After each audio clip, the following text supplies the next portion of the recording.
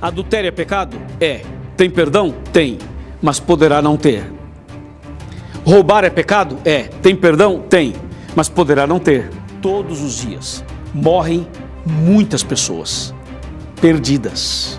Eu vou mostrar a você agora quatro passos que poderão transformar um pecado numa blasfêmia contra o Espírito Santo.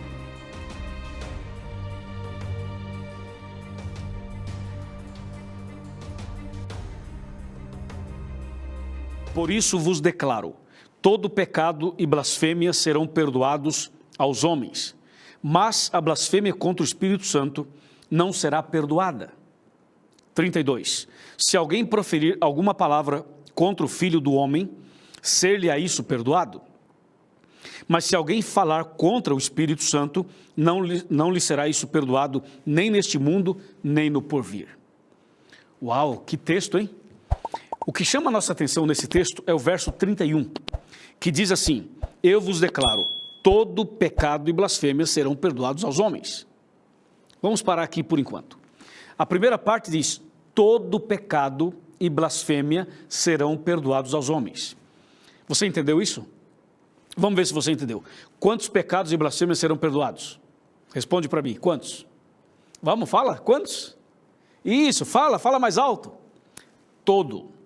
A Bíblia diz, todo pecado e toda blasfêmia serão perdoados aos homens. Todo. Agora, o que é todo para você? O que significa que todos os pecados e blasfêmias serão perdoados? Ué, todo é todo. Tudo é tudo. Tá certo? É isso que está dizendo o verso. Mas o final do verso 31 diz assim, mas a blasfêmia contra o Espírito Santo não será perdoada. Ué, parece uma contradição, não parece? Porque a primeira parte diz assim, todo pecado e blasfêmia serão perdoados, mas a blasfêmia contra o Espírito não será perdoada. Por que o verso bíblico é formado exatamente dessa maneira? O que Deus está querendo nos dizer? Bem, você vai entender. Quando a Bíblia fala assim, todo pecado será perdoado, vamos fazer uma lista?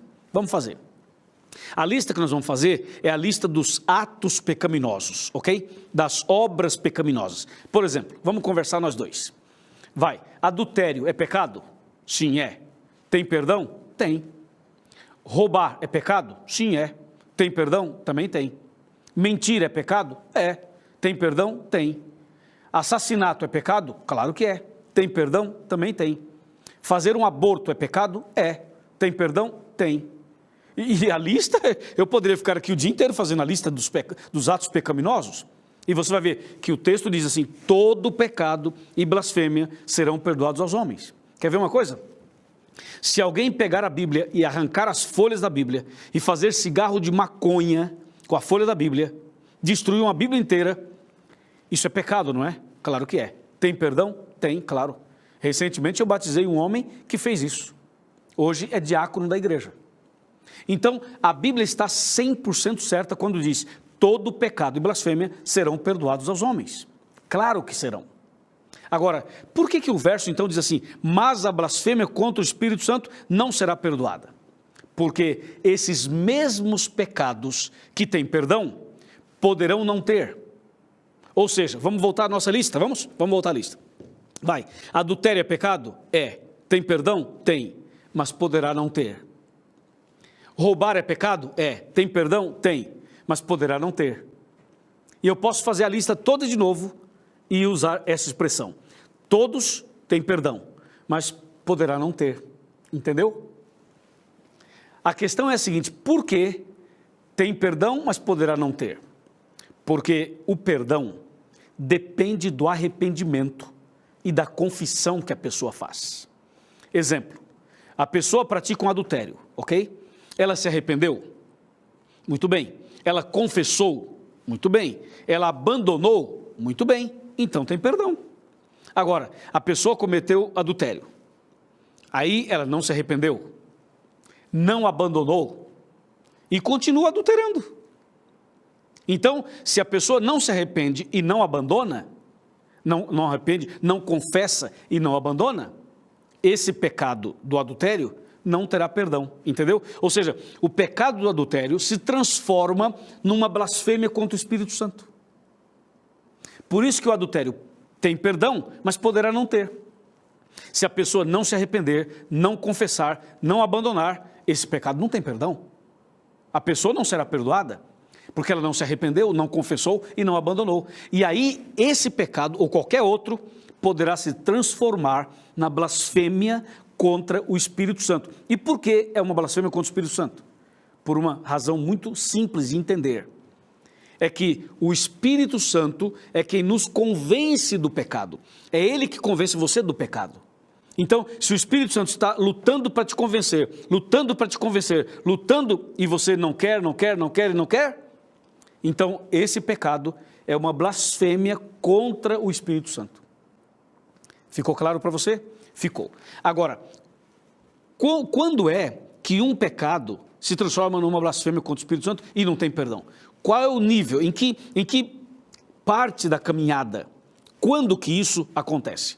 É justamente aqui que nós queremos entrar. Eu vou mostrar a você agora 4 passos que poderão transformar um pecado numa blasfêmia contra o Espírito Santo. Eu vou lhe mostrar, pega uma caneta, pegue um papel ou vai lá no seu iPad ou no seu smartphone, em qualquer lugar que você puder escrever, escreva isso aí. Eu vou lhe mostrar 4 passos que a pessoa dá na vida, durante a vida, e esses 4 passos poderão transformar o seu pecado numa blasfêmia contra o Espírito Santo e não terá perdão, hein? É o que diz a Bíblia. Então vamos analisar o primeiro passo, tá pronto? Anota aí, primeiro passo. E o primeiro passo está em Hebreus, capítulo 3, versos 7 e 8. Ouça, está escrito: assim, pois, como diz o Espírito Santo, hoje, se ouvirdes a sua voz, não endureçais o vosso coração, como foi na provocação no dia da tentação no deserto. Primeiro passo para que um pecado se transforme na blasfêmia contra o Espírito Santo, é o que diz aqui, é endurecer o coração. Aqui entre nós dois. Vem cá, olha só. Você já endureceu o coração alguma vez? Eu imagino que sim. Eu imagino que não vou dizer todas as pessoas, porque seria um erro, mas quase todas as pessoas, eu posso falar assim, em algum momento da vida já endureceu o coração. Por exemplo, você ficou com raiva de alguém, guardou mágoa de alguém, está chateado com alguém e você não quer falar com essa pessoa. Então você acaba endurecendo o coração, é ou não é? Você sabe que está errado, mas o coraçãozinho está duro. Então esse é o primeiro passo para que o pecado se transforme numa blasfêmia contra o Espírito Santo. E qual é o segundo passo? Porque isso não é tudo. Qual é o segundo passo? O segundo passo, eu quero convidar você para abrir a Bíblia comigo em Atos dos Apóstolos. Vamos para Atos, capítulo 7, versículo 51. Está bem aqui. Olha que texto impressionante. Está escrito: homens de dura cerviz e incircuncisos de coração e de ouvido, vós sempre resistis ao Espírito Santo, assim como fizeram vossos pais, também vós o fazeis. O segundo passo para que um pecado seja uma blasfêmia contra o Espírito Santo é resistir. O primeiro é endurecer o coração. O segundo é resistir. Então é assim, o Espírito Santo toca, a pessoa endurece o coração. O Espírito Santo toca outra vez, ela endurece outra vez. Toca outra vez, endurece outra vez. Toca durante 10 anos a pessoa endurece o coração. Vai tocando e a pessoa endurecendo. Sabe o que é isso? Isso chama-se resistir. A pessoa está resistindo ao Espírito Santo. E qual seria o terceiro passo? Você deve estar perguntando. Eu vou lhe mostrar agora o terceiro passo. O terceiro passo para que o pecado se transforme numa blasfêmia contra o Espírito Santo está em Efésios, capítulo 4, versículo 30. Efésios está, você sabe, no Novo Testamento, capítulo 4, verso 30. Aqui está. Leia comigo.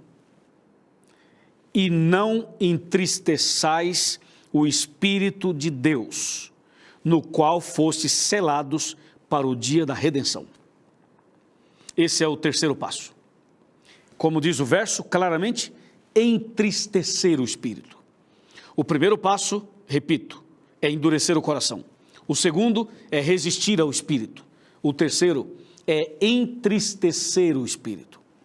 Veja, o Espírito Santo entristece, sabia disso? Por que ele entristece?